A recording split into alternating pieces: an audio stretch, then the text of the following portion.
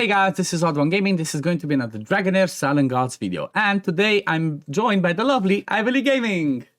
Hello, hello from the other room. Hello from the other room. So for those of you that do not know, EPICS is my wife and, we're one room away, but we said, why not do some collabs? Because we kind of play the same games most of the time. So this time around, we're going to talk a little bit about the continental challenges and what are going to be the best choices to pick for each one of those.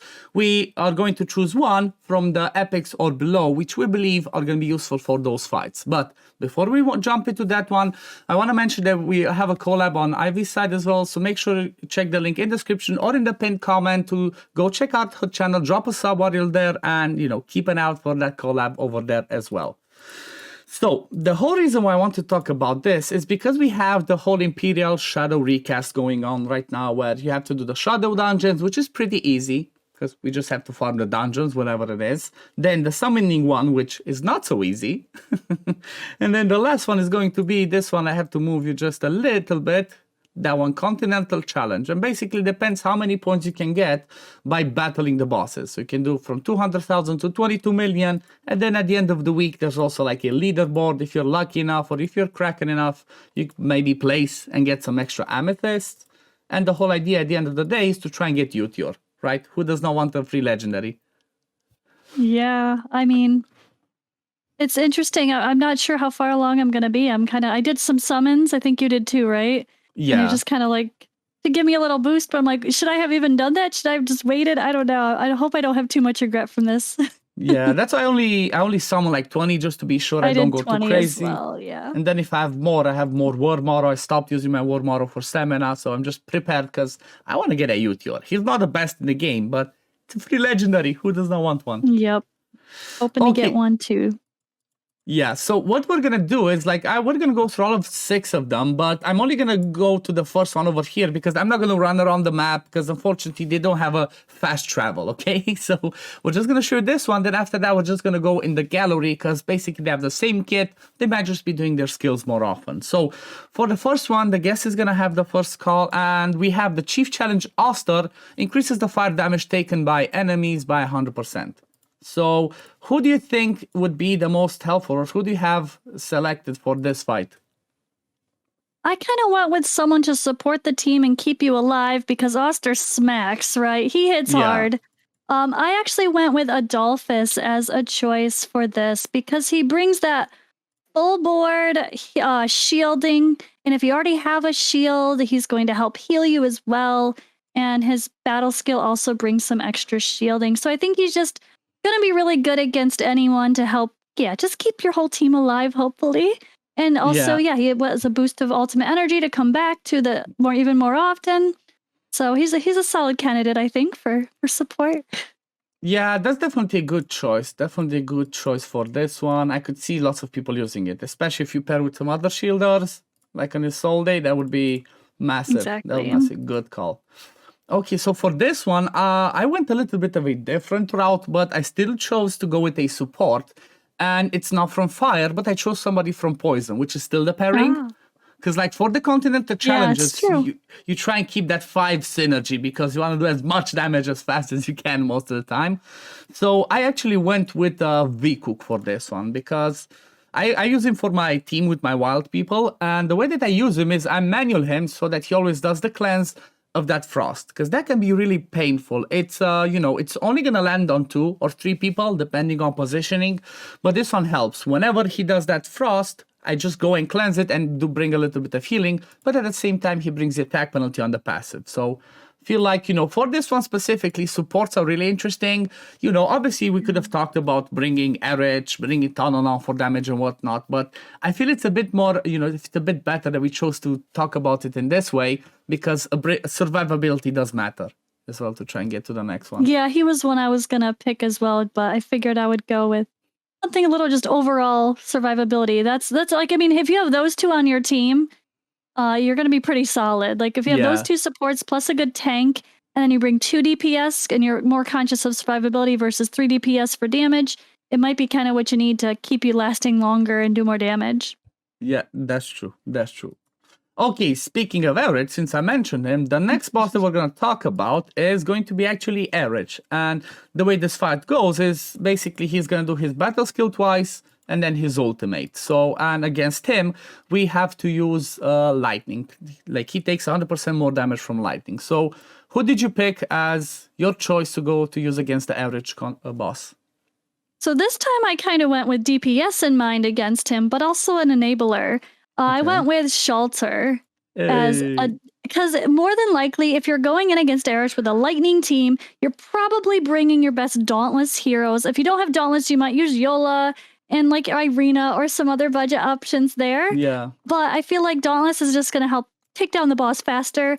And what better enabler than Shelter with that wonderful stat? What is it called? The static field, or what's it called? The Blessing of Thunder. Blessing. Yeah. No, the other one's static. This is Blessings of Thunder. Yeah. That full board. And I feel like he's just a really solid hero to make sure your whole team is going to do as much damage as possible against that boss in the first place. Yeah, that's 100% a good call. I actually use him myself on my main account against that fight. He can bring a ton of damage, and because of the way that the boss does damage, the Aage boss, it's a good shout. You want to bring that crazy damage fast, because the damage ramps up so fast, you're not going to have much time. So definitely a good choice for this one. I actually went with a little bit different because I thought about it. I'm like, you know what? Because, you know, the bosses are immune to control effects. They're not immune to recharge speed and ultimate energy being, reduced. I actually chose Shook for this one. And I didn't test it, but I'm going to have to test it. And the reason why I chose him is because he brings attack penalty on the ultimate, okay, with some decent damage. The recharge speed is not going to happen because it only happens if he dispels shields. The boss does not have that. But on the battle skill, he shoots 3 arrows, and every time he does that, he reduces the ultimate by 5%. So at least you can try and stop Aage from, getting to that full recharge. This is something that I'm not as experienced with the ultimate energy, because I feel it makes it harder to speedrun stuff, So I didn't test it, but I feel like he's a pretty good one for that one. Also, he gains ultimate edge when an enemy gains a buff. I'm not sure if it counts for the wild. If it does, no, wild isn't. Oh, it's just a chance. I don't think it counts as a buff. Yeah, but still, it's like that attack penalty and that pushing back the ultimate energy. I feel like Shook could be a good one over there. I have to test it, I guess. I have to test it. I wonder if the weird buff that counts, though, that, how they have like that weird permanent buff that gives like the increased damage over time? Yeah. I don't know. Does that count? I don't know. I don't think so. I don't think so, honestly. I wouldn't. That would be interesting if it did. He kept gaining ultimate energy. But yeah, let's move over now to the next one. And the next boss that we are going to talk about and that we have to tackle is going to be the Jala boss. And against this one, we have to bring our rally team. So who did you pick for this fight? So I actually kind of went with the support side of this one. So I went with who's going to be a really good person to keep that squishy rally team alive. I went with Garius. I mean, you can't ask for it, because what I like about him is that obviously he heals, but that, of course, Jathalea has her battle skill where she places poison on someone. If that someone is the tank, well, he dispels all debuffs from himself. So he's going to help remove that poison that goes on him. And you don't have to worry about her ultimate doing even more damage on top of what the first one would do. So, because I think it's like when she already has poison, it does more damage. I can't remember the wording. Yeah, it's like if people have if people have poisons on themselves, she deals extra damage on them. Yeah. So that's useful. He's really tanky. He's a good choice because he has the tankiness from this one and the passive. He can definitely take a few hits. That's a good choice. I actually went I was going to go with him, but I picked somebody different, which I would not build because I have the legendary version. But I actually went with Clovis for this one. Yes, I actually chose Clovis. And the reason why I chose Clovis is because he brings also defense in all battles by 24%, kind of like Garius. Then the passive, he gains 1 stack of persistence, so he gives himself a little bit of extra tankiness, from this one. And it's mostly because, again, defense up, but this ultimate. It's because of the fact that he has a chance to land the attack penalty, and it's a 100% chance, but he also reduces the ultimate energy. So again, gives you that survivability by landing that attack penalty, because you kind of want that. Before the boss hits you with that ultimate, you want that, especially because she block revives. That's the annoying part about her. Like, I have Betrayal, I took her in the team, and I'm like, yeah, I'm good. Oh wait, she block revives. Never mind. That's rough. Yeah, so it's like having it attack actually hits penalty. hard. Yes. I've heard he hits really hard.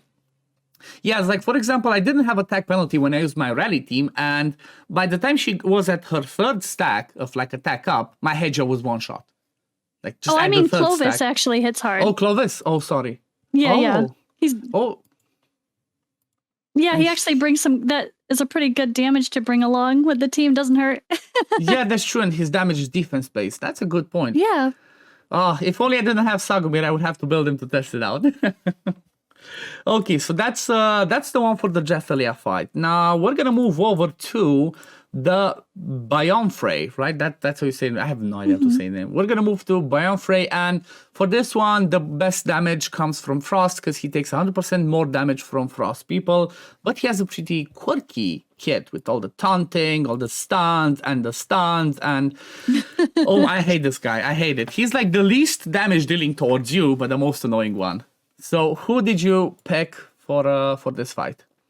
Yeah, I think dealing with those stuns is something I wish I prepped better for on my first attempts through him, because I've been all about him, because I'm like, oh, Frost, I have Oster, I can do this, and then you barely do anything because you're stunned half the damn fight. So that's not exactly the easiest one to do after all. I thought it would be one of the easier one, but nope. So I actually picked Irma, the Necro defense. I feel like she's probably a perfect tank for this boss in particular. She synergizes with the ice people, and that's going to help you get that 5-man synergy to do extra damage. But yeah, her ultimate has control immunity. So she can help keep the people around her, aka if you bring in another Frost melee unit like Usha. Or Okadir or someone else, like you might need that extra help, damage reduction, and yeah, pretty good tank for this boss specifically. I can't imagine really using her in many other cases, but I feel like I want to build her only for this boss if I have her. I don't even know if I have her. Yeah, I have to have a look, because if I have her, I don't have her. Damn it. I was like, I'm going to have to build her. I don't have her as well, but that's definitely a good shout. I have her. That's right. I do have her. Yeah, that's a good shout, because not only does she bring control immunity, but damage reduction. That's going to like help you last longer if that's an issue. Because with this boss, you can just pair everybody together, if I'm not mistaken, because he doesn't do stuff where it's like AoE damage in a certain area. No, everything's he just does a little bit, the front part around him, yeah. So if you have a bunch of melee, you're going to all get controlled, but she can prevent that, so I guess if you time it well. Yeah, definitely she's a good shout. I went with somebody that's actually from the same one, because there's nobody from Frost that we found. If you guys know somebody, leave it in the comments below. Keep in mind, we're talking EPICS or below, okay? If you think we missed something. But I actually went with Gladros. Again, same pairing. The Necrosis is paired with Ice this time around. And for him, it's about the ultimate. He puts shield on people, and when they're under shield, they have debuff immunity. Doesn't really help against him, but what does help against him is the passive. When an ally with a shield is inflicted with control, dispels their shield for an immunity to the control. So at least he can always, at least one of those controls he can get sorted. So I feel like he's an interesting one. Also, he steals attack on the battle skill from the boss. Plus, it's a weird one. This one's actually not. This is a Gladiator Arena, but I've not tested. But I feel like this one's a good one to try. Might have to give it a shot and see what happens. Yeah, I feel like Irma's the better shout, just because at least it's she doesn't have to get rid of the shields to like do it. But no, she's definitely guaranteed. I just wanted to I just saw him and he's a bit quirky option. Yeah. Yeah, and to keep it... I don't. He's one I don't have. I know I don't have him, actually. Yeah, I wanted to choose him because I wanted to keep like the 5 synergy, like you said, because that gives you more damage. But if it wasn't for that, I was going to choose... we have a shout. Yeah, we have a shout out that you made me aware of, and that's, I think, somebody I'm going to bring for my team, even though it's going to break the 5 synergy, is going to be Dubok. Like, this guy he brings shield, dispels all control debuff from them. And not only that, because you're like, okay, well, he dispels one, the boss does it a lot, so this doesn't help a lot. Well, it does, because on the passive, whenever an ally is inflicted with control, he recharges ultimate. So he keeps coming back to it a lot. I feel like he's going to be massive for that fight, and that's what I'm going to build this week. Yeah, he's kind of a sneaky pick if you're willing to break your 5 synergy for that. Or if you just didn't have the options to do a great 5-man synergy anyway, Exactly. he'd really be solid to bring in. And it's a rare, so probably easier to book compared to others. And yeah, it needs 4, yeah, it's a really fun 8. one. Oh, and he also brings defense in all battles, so if you need an aura, he brings this as well. So I'm really looking forward to testing this one. But let's move over now to the next one, and the next boss is going to be Fandor, okay? He is the rally person that's a monster. Basically, he can do a ton of damage. So who did you choose for this fight? So yeah, he just does damage and more damage and more damage and more damage. So necrotic is kind of the thing we want as far as damage goes. And I did choose a necrotic hero. I actually went with a rare.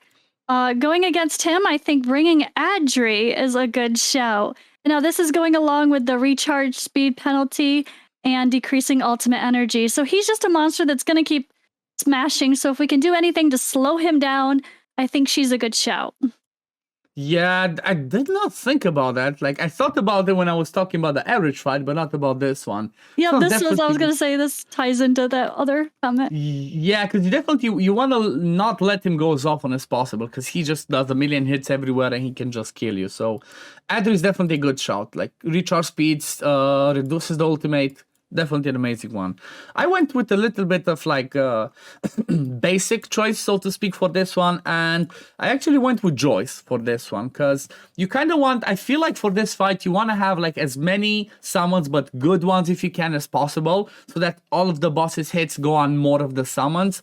And I kind of chose Joyce because, again, like I think we mentioned this in the collab on your side, I feel like this Fortune one, when he does the summon, I feel like they're going to be a bit tankier. And if you can have 3 of them, they can be able to soak up some of that damage while he's going to do some damage himself for this fight. So, you know, still haven't tested it personally, but maybe Joyce is going to be the answer. I might have to build him one day if I ever pull him.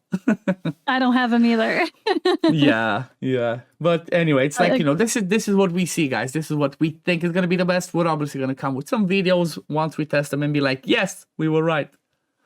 Okay, so now let's go on to the last one, which is going to be the annoying Recast, or however you say his name, right? He's going to be the Necrosis one that we fight that takes extra damage from poisons, right? He takes extra damage from poisons. Poison, yep.